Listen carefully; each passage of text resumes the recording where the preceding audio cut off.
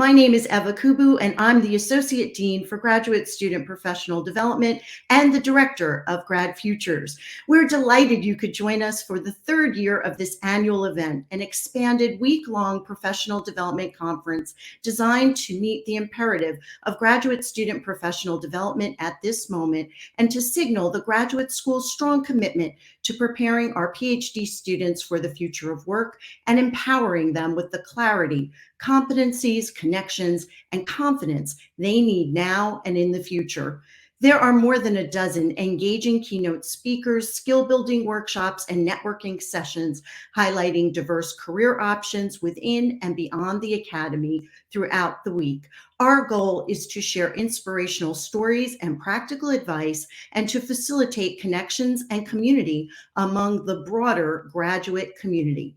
I'd like to extend my sincere thanks to my team, Assistant Dean James Van Wyk, our coordinator Laura Christensen, and all of the graduate student fellows and associates for all of their efforts in putting together this year's forum, and the entire graduate school staff and the campus-wide professional development working group, and all of our graduate alumni with whom we all owe a debt of gratitude for their ongoing support of GradFUTURES. This first session will focus on ways to take a data-informed and student-centric approach to professional development. One of the 5 pillars of the GradFUTURES strategy is to utilize quantitative and qualitative data to share outcomes and showcase the impact of a holistic approach to graduate student professional development.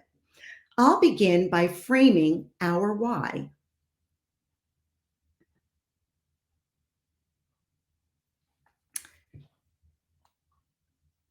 The case for change has been made for literally decades, and some might say the pace of change has been taking just as long. When we launched GradFUTURES in fall 2019, it was with an ambitious vision to create a transformative professional development experience for all graduate students, informed by 2 interrelated trends: the future of graduate education and the future of work.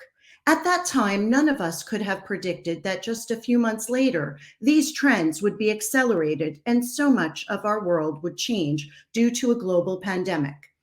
Given the dramatic decline in the academic job market, nearly all scholarly and professional associations have called for a transformation in graduate student professional development and a focus on career diversity.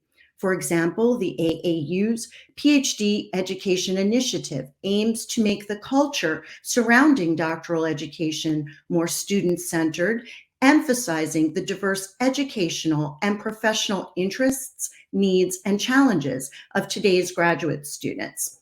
The initiative also seeks to make the full range of PhD career pathways visible, valued, and valuable for all students. GradFUTURES puts these goals and objectives in a context tailored to Princeton's doctoral students.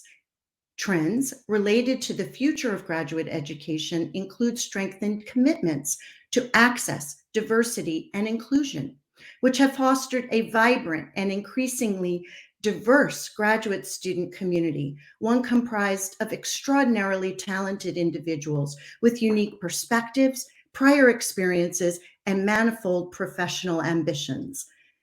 The employment landscape for graduate students at Princeton and around the nation was already radically different than it was for previous generations when we launched GradFUTURES. No longer a singular pathway to the professoriate, future of work trends continue to widen the aperture of opportunity with myriad options and new possibilities for graduate students to explore. Rendering visible new pathways and meeting the needs of this next generation of scholars, researchers, professionals, entrepreneurs, and leaders requires that we take an innovative, inclusive, and highly integrative approach to graduate student professional development.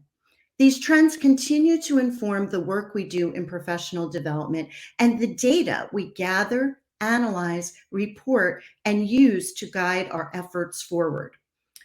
GradFUTURES is committed to collecting and disseminating data that will help us continue to refine and improve our programs and opportunities while better informing and engaging the graduate students at the heart of our work.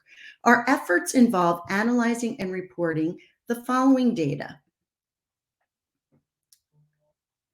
graduate alumni career outcomes, stakeholder analyses, institutional data mapping, peer benchmarking, labor market demand, skills and competencies, emerging markets, graduate student interests, needs, program participation, satisfaction, learning outcomes.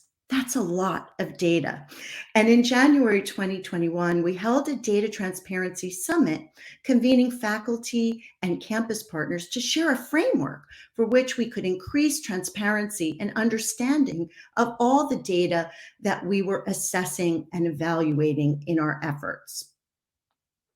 I'll begin with a discussion of the landscape analysis and some of the ways we use data to inform and discover all that was existing within graduate student professional development already on campus, and ways that we could add to that with deeper insights around graduate alumni career outcomes, stakeholder engagement, both on and off campus, and peer benchmarking. For graduate alumni career outcomes, in collaboration with the Office of Institutional Research, we partnered with the firm Academic Analytics to secure an annual rolling 10-year data set of publicly verifiable career outcomes for our graduate alumni. Now in year 2, this partnership has greatly expanded the breadth of outcomes data available for our master's and PhD alumni. Part of this effort has also been to work closely with the departments to really recommend ways that they could also share and make public graduate alumni career outcomes from their department, and ways that we as a campus could begin to use equitable language to describe careers.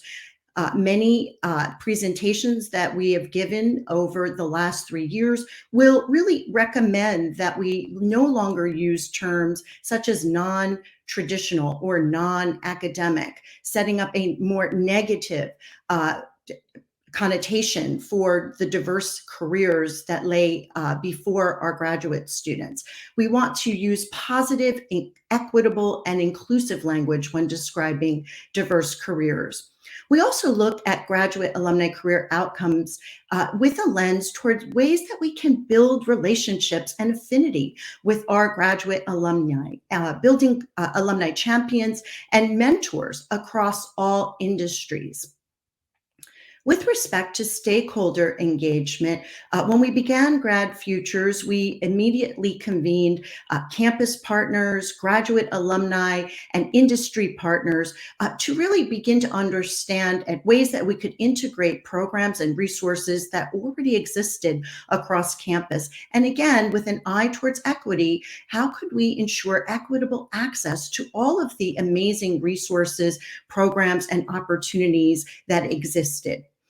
We also looked with a lens toward our core competencies in our model to determine ways that we already had existing programs, ways that perhaps we could assess those programs, and conducted a program gap analysis to see within our core competencies, what were we missing? What were additional programs perhaps we could build in partnership with departments, with our campus partners, in all of the offices and centers across campus, and ways that we could look towards industry partners to bring them closer to our learning model. We built a campus-wide coalition, and I have to say that everything we do really is really fueled and brought on by this campus-wide coalition of more than 40 partners. These partners are part of the professional development working group on campus, and they also meet regularly with conversations around cross-promotion of programming.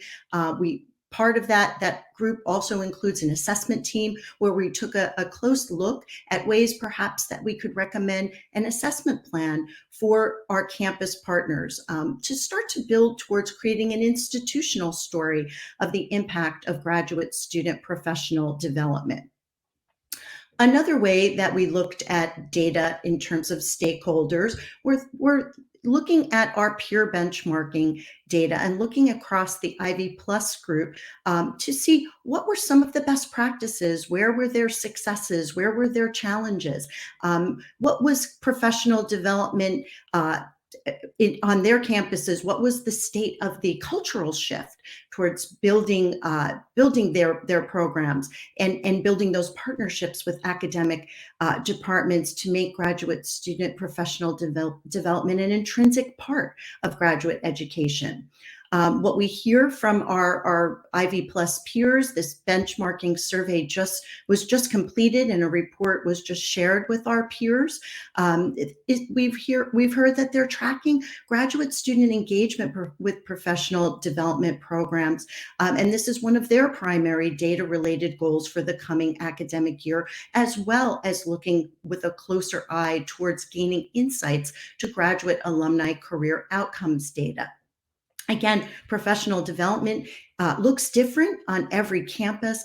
Every institution has its own goals and objectives and its own unique culture on campus. But what we did find was that there were many common areas where we could learn from each other and build a coalition and a partnership in learning and programs such as the GradFUTURES Forum, where we invite our colleagues from across all institutions to join us so that we can share the best practices and the challenges that we have in common and learn from one another. On our campus, we're also sharing data in multiple formats and trying to share that with multiple audiences. We've created customized presentations using the alumni outcomes data that include a range of topics, overviews, labor market insights are also embedded in some of these presentations, and I'll talk about that in just a few moments. But we created departmental dashboards. These are internal dashboards for all of our academic departments. These are updated annually, and we use that data set, that rolling tenure data set, to create expanded views and using industry classifications and more expansive categories for specific job positions. This is really important that we started to look towards standardized industry classifications so that we could also map and compare this data to labor market data and to trends.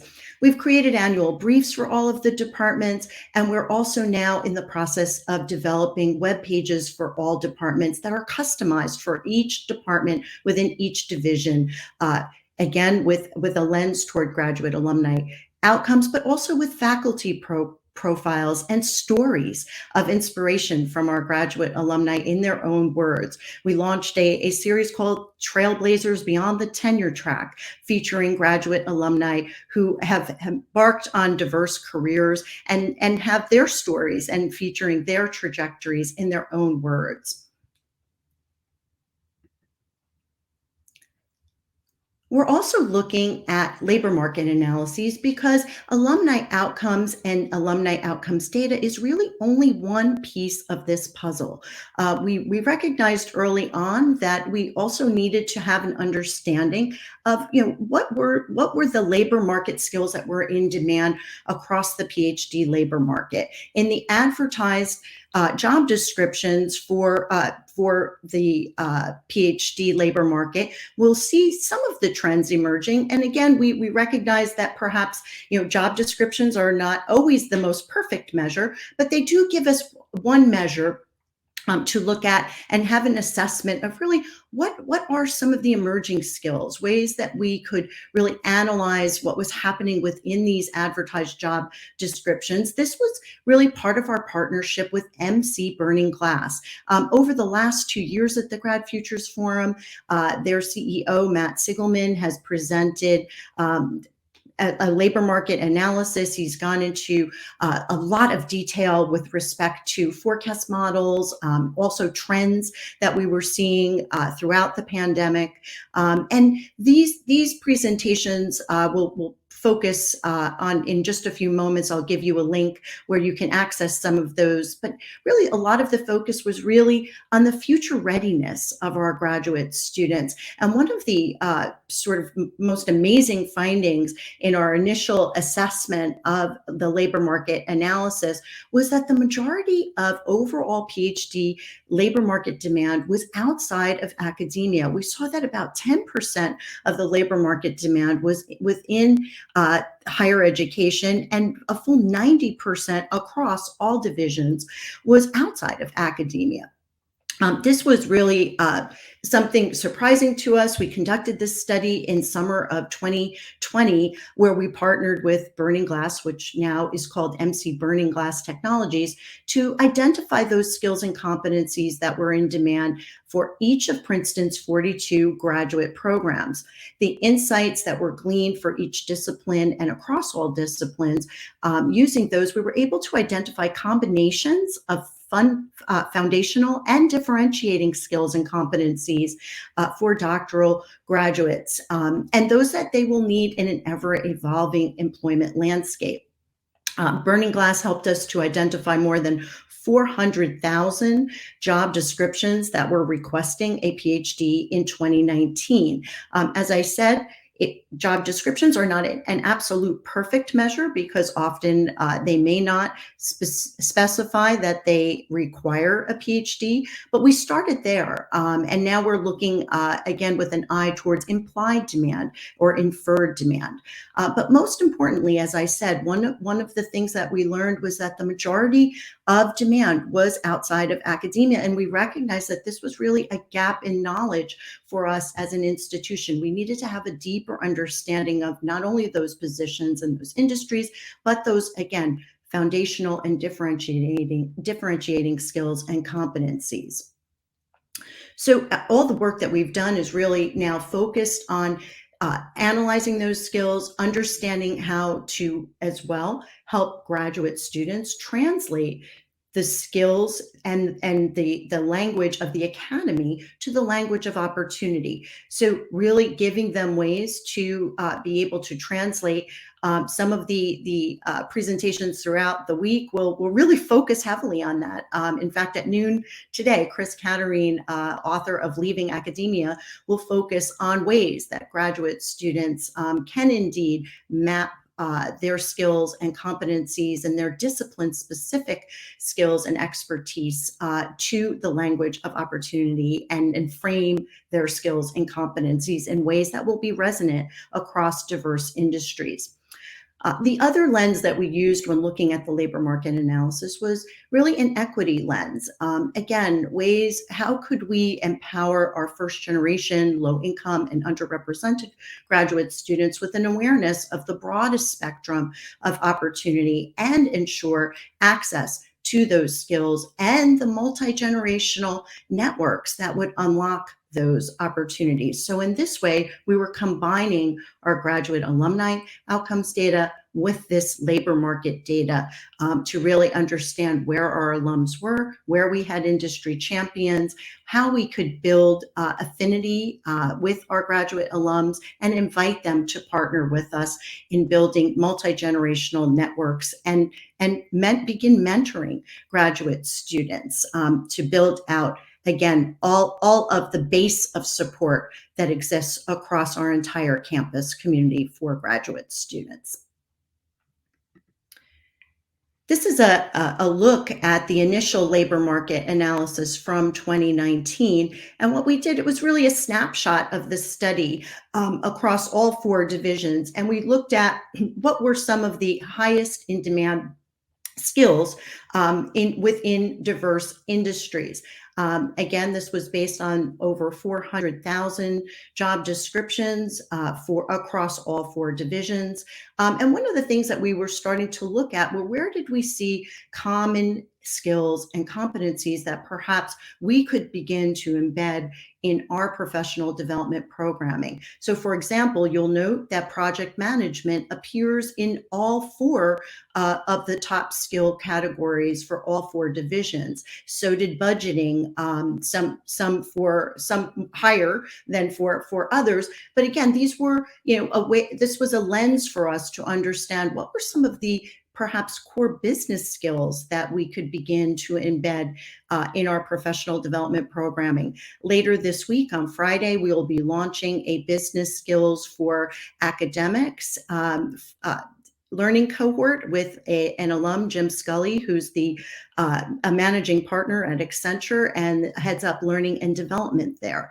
So again, this is a way that we're using data to inform our programmatic efforts. Next, we have a customized labor market dashboard that we designed, again, just this year in partnership with MC Burning Glass. This customized dashboard will now offer more detailed data sets that will enable us to have a finer grained view of the contours of opportunity and the skills needed to empower graduate students to navigate an increasingly dynamic market. This is a snapshot of one of our departments in the social sciences division. I've blocked out the specific name of the department, but just so that you can have a sense here, you can see the top occupations for 2021. You can see that we've also looked carefully at year over year, beginning in 2015, the number of job descriptions or the number of advertised jobs within the labor market, within diverse industries. And this is just a snapshot of industry demand. This is not academic demand. We also have a dashboard, a customized dashboard that helps us to assess academic demand for each of our 42 departments. We're just at the early stages of beginning to use these dashboards and incorporating some of these insights into our programmatic plans and into some of the debriefs or the briefings rather that we are providing for the departments. We'll be piloting this for the remainder of this spring semester, and begin a fuller launch in the coming fall semester.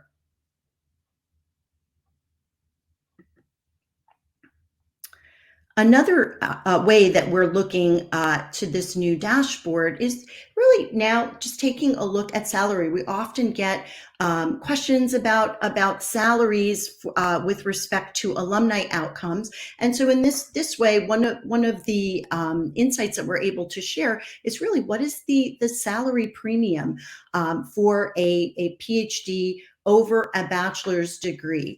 And so you can see for each of the 4 divisions that there is a premium for a PhD or pursuing your PhD versus a bachelor in each of the 4 divisions. And again, this is something that Matt Sigelman talked about over the last 2 years in his presentations, and those are all available on YouTube for you if you'd like to see additional details. But again, I think this is making a strong case for one, there is a value of the PhD in the labor market across all industries, and we certainly see that there is a premium for the PhD in terms of salary. This is the link to the presentations by Matt Sigelman. He is, of course, the expert. And so I encourage you to review those presentations, because there are many, many other insights that were shared, in particular related to COVID-19 and the landscape of opportunities coming out of the pandemic.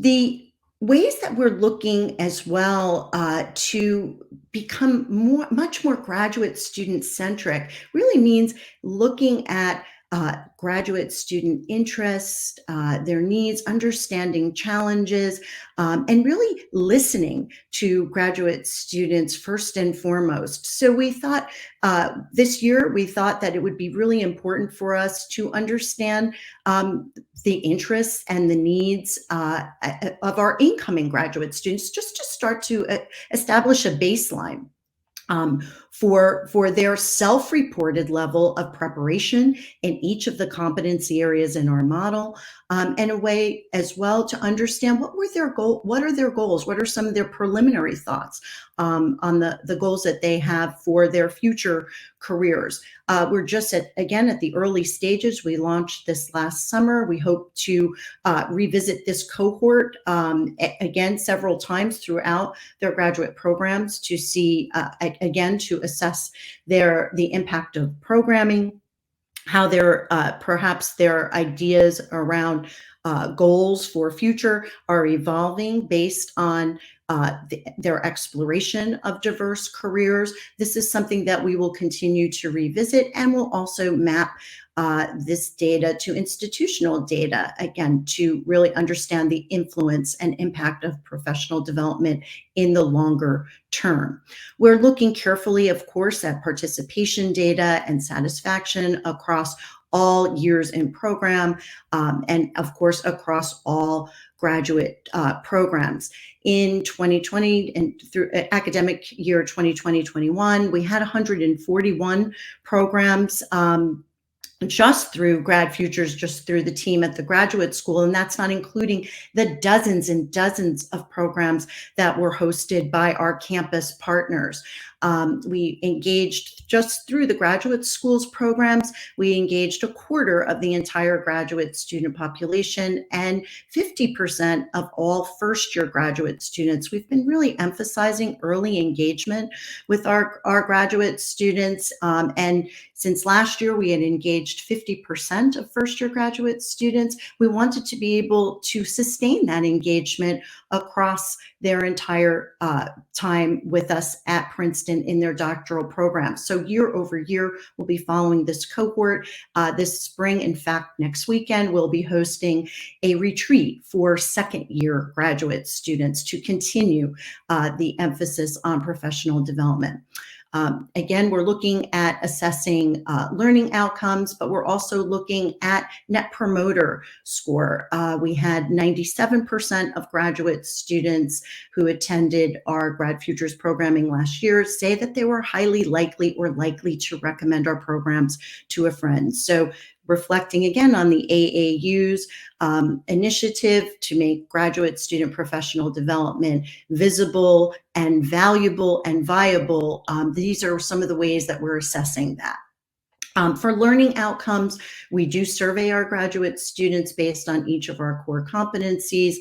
We also take all of their comments, and we've started to look at those comments and sort of understand and run an analysis of those more qualitative comments.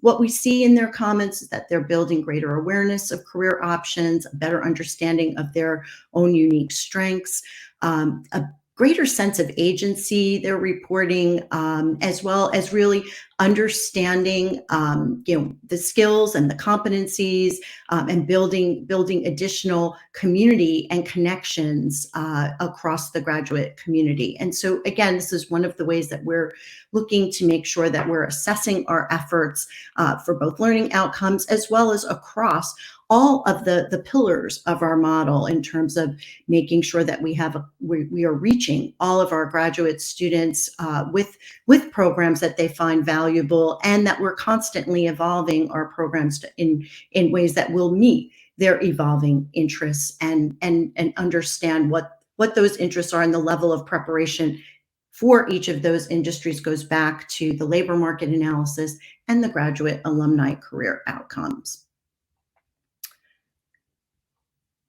I hope you found this presentation helpful. And again, this was just a brief overview of the many ways that we're using graduate student professional development, data informed and student centric, data, both qualitative and quantitative.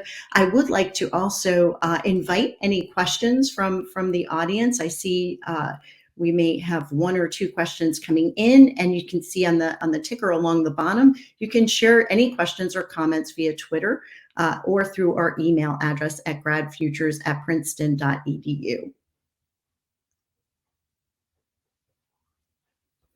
I think we have one question coming in from on the floor.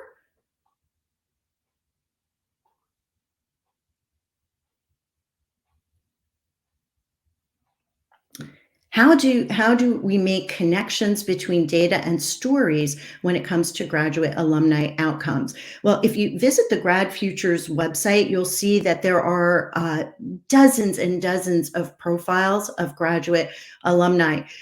One way that we work with our campus partners, certainly in alumni affairs as well as in the advancement office, is really to reach out and invite graduate alumni to come back as speakers and as panelists and to share their stories through multiple events. One of the things, though, that we all face, and in fact, this came up in the benchmarking study that we just conducted recently, and we hear this across campus, is that oftentimes it's very difficult to make sure that you're aligning on the scheduling of some of the programs and events. And so, many graduate students have said, asynchronous content is also, valuable to them. While they want to be able to meet graduate alums in person or virtually throughout the pandemic during programs such as our weekly virtual meetups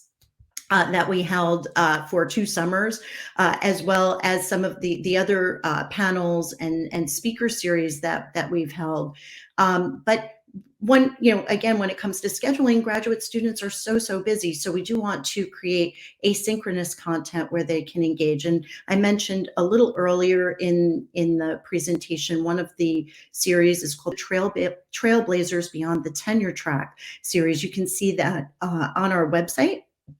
We also, again, invite graduate alumni to serve as mentors as part of our Mentor Collective mentorship program, which pairs a graduate alum and graduate student based on their academic department.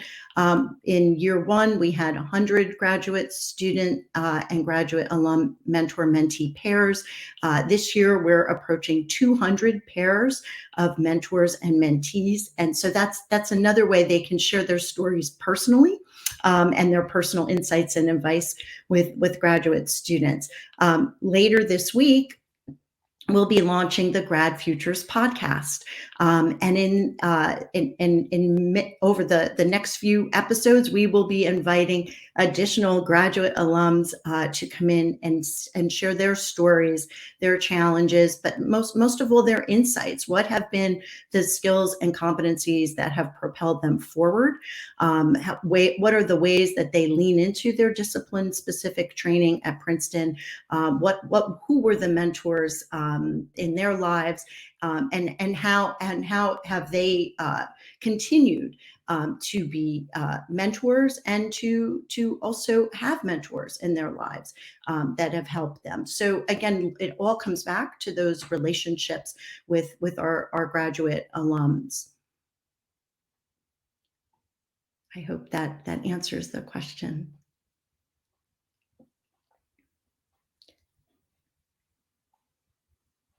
What's next on the data frontier for graduate education? How does all of this, how does all of what you've described connect to the future of work?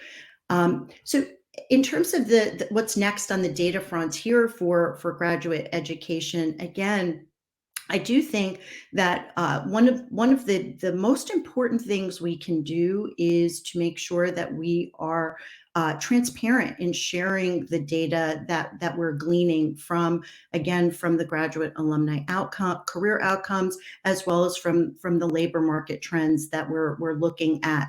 How does all of this just really connect to the future of work? Well, we want to again have a lens to what are the evolving trends? What are the emerging industries and markets that as we're preparing graduate students with professional development, how can we be sure that we're preparing them with the skills that they will need now and across their lifetime, not just as on-ramps or ways to onboard to these new and emerging industries, but also ways that they will continue to find value and really take a lifelong learning lens to their professional development. And the only way that you do that is to continually assess. I mean, I think if there's anything that is constant right now, it is change, and we're all seeing that in our personal and our professional lives.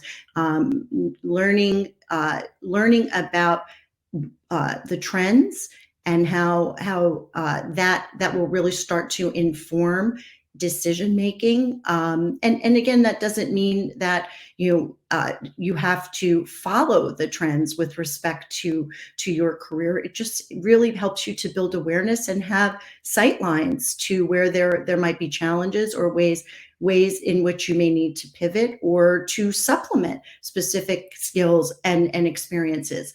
One of the other things that we're seeing in particular with the future of work trends is that, there really needs to be an emphasis on building a diverse and differentiating portfolio of skills and experiences. We connect to the future of work in ways as well through experiential programs and helping graduate students to apply their discipline-specific skills in unique ways and in unique professional settings and industries. An example of that is our GradFUTURES Social Impact Fellowship Program, where graduate students are participating in a fellowship experience that really helps them to contribute to a nonprofit organization's social impact mission.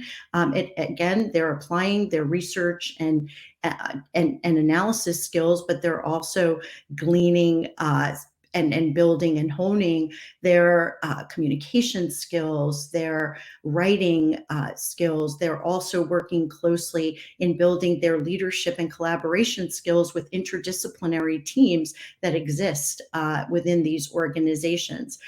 So again, I think the future of work is interdisciplinary, it is diverse, it is inclusive, and it is innovative.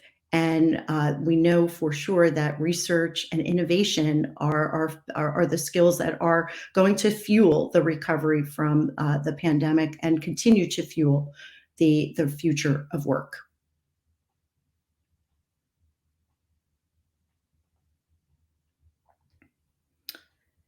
Can you speak a bit more about the evolving, changing interests of graduate students? What are you seeing on that front? Yes, it's really interesting from the incoming graduate student survey. I think we still have somewhat of an expectation, or there may still be an expectation that incoming graduate students have similar interests to previous generations of graduate students.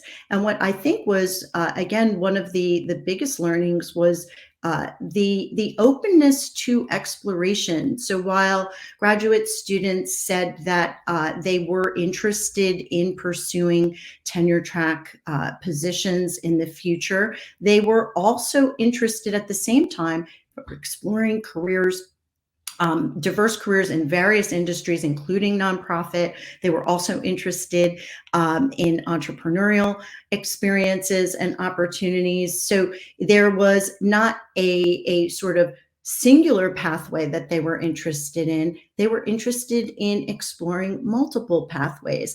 And so again, I see that as very encouraging because, to be truly student-centric means that students should have agency to explore diverse paths, to really explore their interests, and doing that through professional development, I think really helps them both sort of understand ways that they can apply their discipline-specific skills, the ways that they can apply their interests in teaching, even in an industry context.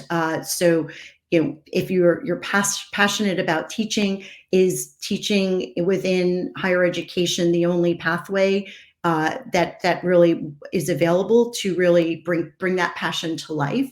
No, there are multiple ways, and in fact, we hear from alums all the time that they find that they are teaching, whether it's within a professional development context or learning and development context within their organization, or within presentations that they're giving to within their industries or within their organizations. They're teaching or leaning into those skills. So again, I think one of the most important things that we were seeing was the openness to exploration and to really understanding some of the diverse pathways to building entrepreneurial skills as well. That was something, a unique area of emphasis as well through Princeton Innovation and our efforts to build an entrepreneur and innovation ecosystem at Princeton. So again, that was very heartening for us to see.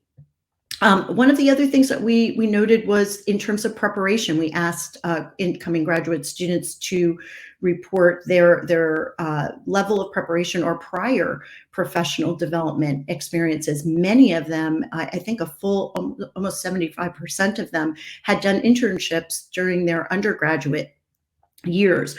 And so we also saw, that they would be interested in internship and fellowship opportunities throughout their time at Princeton. Well, we know that that is also sometimes a bit challenging given the rigor of doctoral education. So we're looking for ways to build in internship and fellowship experiences in flexible ways so that all graduate students can benefit from the mentorship and the professional development and skill building opportunities that exist there.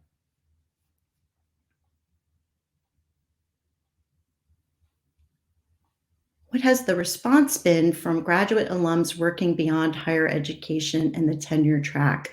Well, thank you, Jim, via email. I have to tell you, one of the most heartwarming things has been since the very earliest days of GradFUTURES launch. Graduate alums have volunteered, have raised their hands to say, how can I help?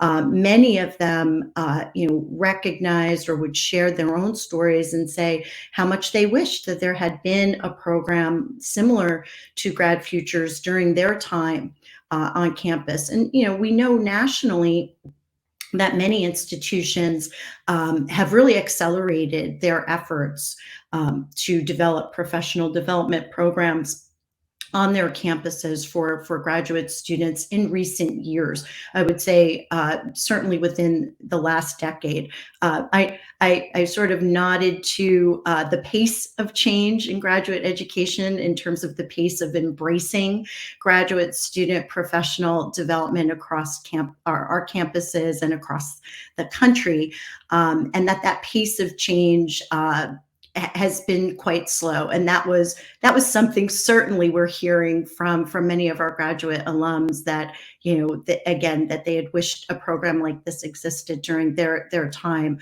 and so again they have partnered with us. We're truly grateful for the insights that they share. Some of them are leading our learning cohorts, coming back and sharing about their emerging trends in their industries. We've had many alums, as I said, serve as mentors and as advisors.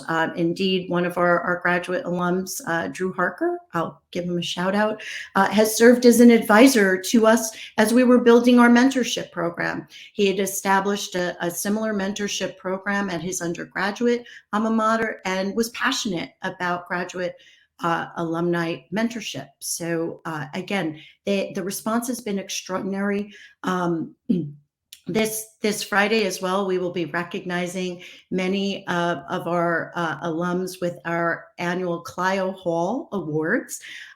We began offering this award last year, and this award recognizes campus partners, graduate students, and graduate alums who have really advanced the cause of graduate student professional development at Princeton. Other alums who have been strong champions for our fellowship programs and our internship programs. Udit Batra, he's the CEO of Waters Corporation, helped us to establish a pre-matriculation internship program for the Chemical and Biological Engineering Department 2 summers ago. And that program continues to expand. And Udit will be with us on Thursday, sharing a little bit about his lessons in leadership, and also helping us to launch an expanded program at Waters Corp this summer for graduate students. So again, the graduate alums are stepping up in unique ways, offering ideas and suggestions, but also serving as champions in their industries and in their organizations. And for that, we are truly, truly grateful.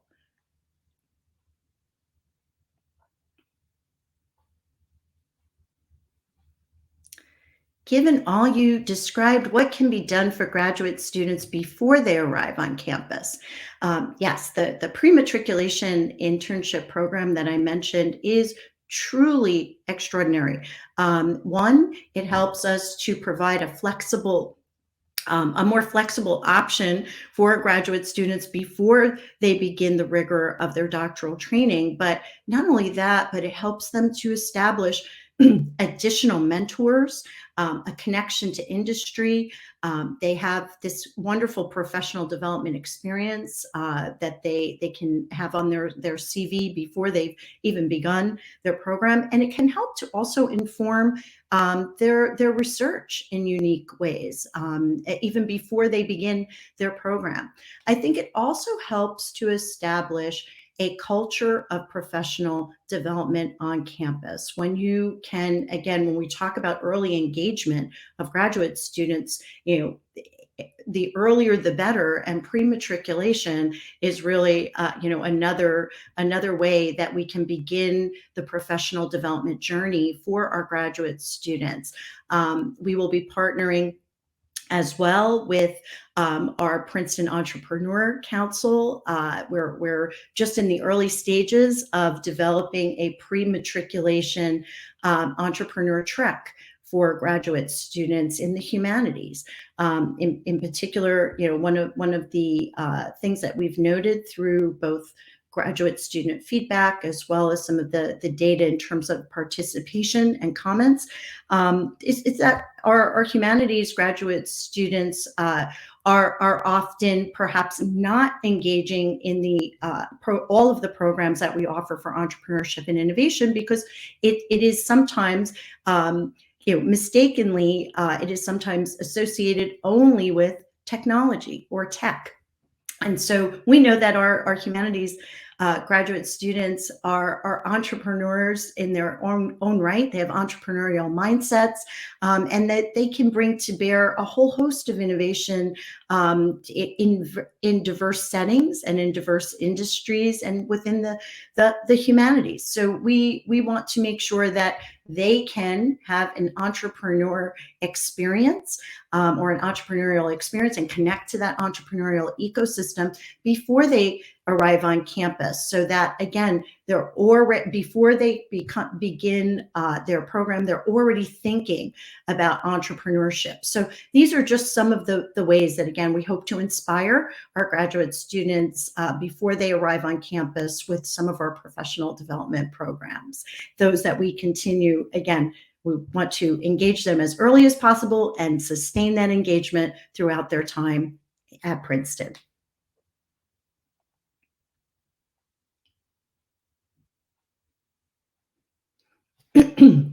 And taking a student-centric approach, how do you balance the amount of programming versus individual advising? What kinds of individual support do you currently offer for students?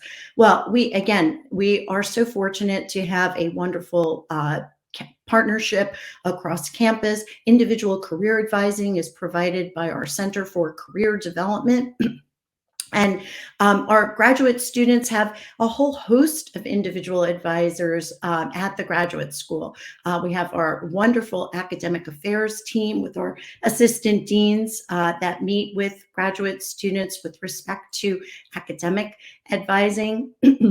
And individual advising. We also, the Grad Futures team offers one-on-one consultations with graduate students during office hours, so that, again, we help them to navigate all of the programs and resources and opportunities across campus, and help them to forge those connections to mentors and again, to graduate alums and to industry partners. So we serve as a hub, really, through Grad Futures, and we make sure that we're meeting with graduate students individually to hear from them. We partner with them in terms of co-creating many of our programs with student organizations like the Graduate Student Government, the Graduate Student Consulting Club, the Princeton Citizen Scientist Group, to name just a few. But we are taking a very intentional approach to meeting graduate students where they are, to understanding, to listening to them, to understanding what their needs and challenges are, and to designing to the best of our ability programs that meet those unique and evolving interests. In particular, for me, top of mind is always building those multi-generational networks that will continue to really be integral to their career and professional development across their lifetime.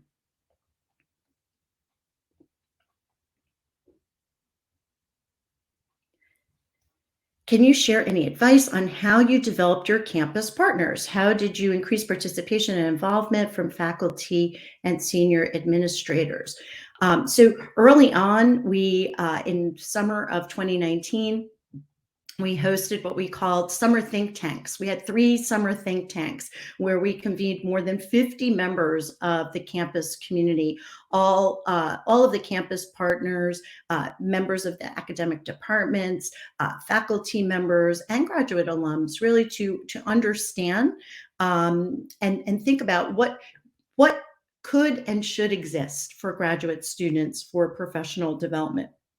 Those early conversations, those think tanks, really led to invitations to those campus partners to form a professional development working group. We really take an ecosystem approach to professional development with our campus partners, our graduate alumni, our graduate students themselves, our industry and academic partners, really coming together um, you know as a coalition, in fact, to really look at programmatic opportunities, to also look at ways that we could share stories of impact, to work together in a collaborative way, to make sure that Princeton graduate students had equitable access to all of those programs and opportunities.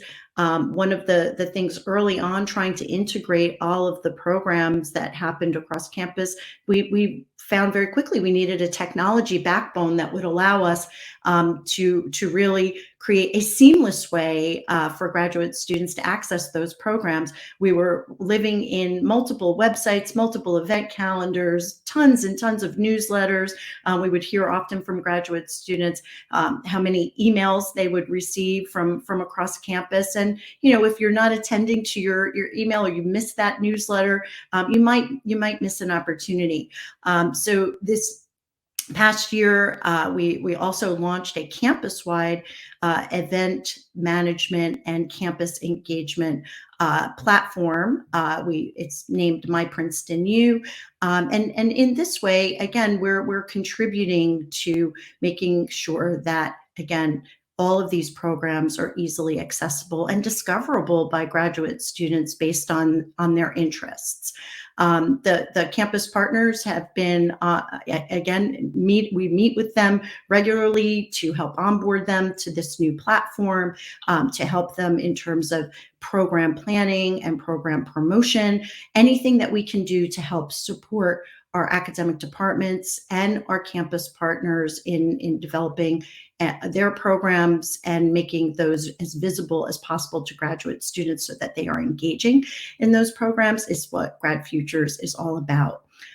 Increasing that participation and involvement from faculty and senior administrators is, again, we invite our graduate program administrators, we invite our directors of graduate studies to meetings, to have individual consultations with them to understand, again, what their goals are as a department, ways that we can help. Sometimes the data is often, a way that, we're opening conversations with these departments, to share trends and to share things that we're seeing that they may find interesting as well. So again, the alumni councils that exist within each of the departments also give us, another way that we can connect with alumni and have graduate students connect with those alumni.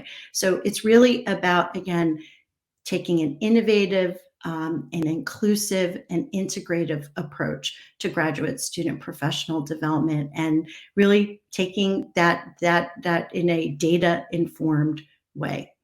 So thank you all. I hope you have found this presentation to be helpful. We will continue to field questions, I know, throughout the day.